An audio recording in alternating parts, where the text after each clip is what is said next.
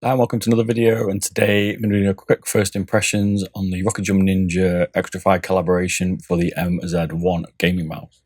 So this won't be my full detailed review, this is my initial thoughts when I was streaming it the other day and been using it, modding it to give you an idea of what I think of it straight off the bat, and then I'll go into the more detailed review with latency tests and other things like force gauge tests later on down the road.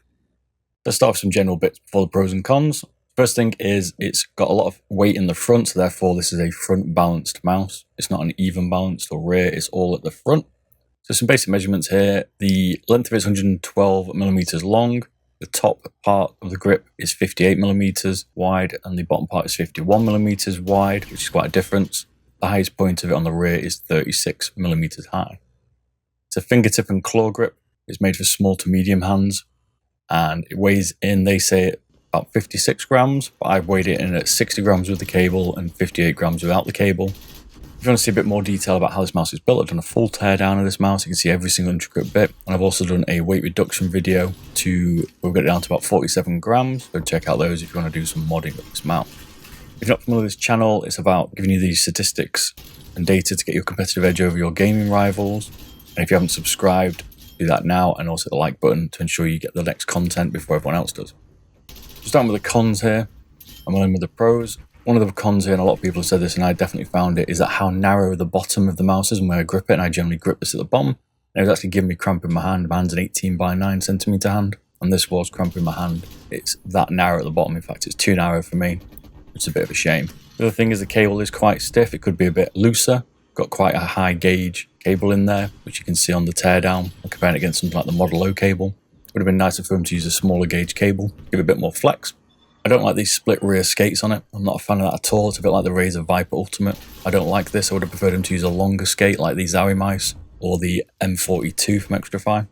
There's no software for this mouse. You have to use something like X mouse to reconfigure the side buttons, which is annoying. And you can do some of the configuration, which is quite nice on the bottom of the mouse with some of the switches for like LOD and stuff like that. But overall, I prefer to see it in software. The other thing I'm not happy with is the split scroll wheel rubber. Again, not a fan of this. I think it's compromised for RGB. It would have been nicer to have a full rubber section on the scroll wheel. And the other part I'm not particularly fond of is the price. I think it's a little bit pricey compared to some other mice out there. Again, comparing it to the Xtrify M42, it's a lot dearer than that, about 25%. It should have also been wireless. Hey ho. So moving into the pros here, it's not all doom and gloom. One of the things I've done is the positions of the holes. I've left some flat areas where your fingers will generally grip it. This is dependent on your grip and it works for me, but it won't work for everybody. But I do like that idea. Also rocking the 3389 sensor, which is a fantastic sensor, certainly one of the best out there. It's got decent main clicks with a lovely snappy little click here. It's using KL8 switches, which is nice to see. This is definitely a plus here, no OMROMs here, which I was a bit afraid of. I also like the comfort grooves. In fact, I really do like the comfort grooves on this. They're really deep on the main buttons and really nice. I do like to see this. These are nice to put your fingers in. Side buttons are decent as well. They're nice flat rectangles. They're a decent size. The only thing is they're a decent click, but they're using Haranu yellow dots, black shells, which isn't the end of the world, but it would have been nice to have seen some KL8s in here as well.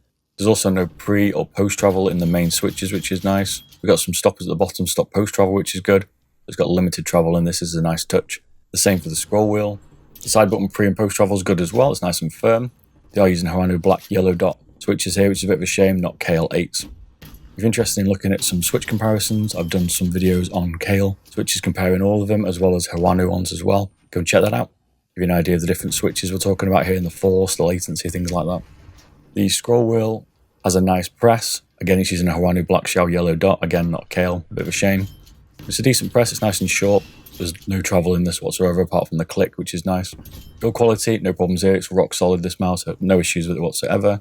One of the things to note on the shape is the left-hand side of the mouse is curved where your thumb will be, and the right-hand side is quite flat. I do like this shape bit, but it's definitely dedicated to a right-handed person, whereas this could have been a ambidextrous mouse, but this is more definitely to the right with that curve now, unfortunately. And overall, it seems pretty decent. A little bit expensive, I said, would have been nice to be wireless. So I'll be doing another video where I'll be comparing latency, force presses, things like that very soon. Go check out the weight reduction video if you haven't already. I'll put links in the description for that and the teardown of this Mz1. I'll catch you in the next video. See you later. Bye bye.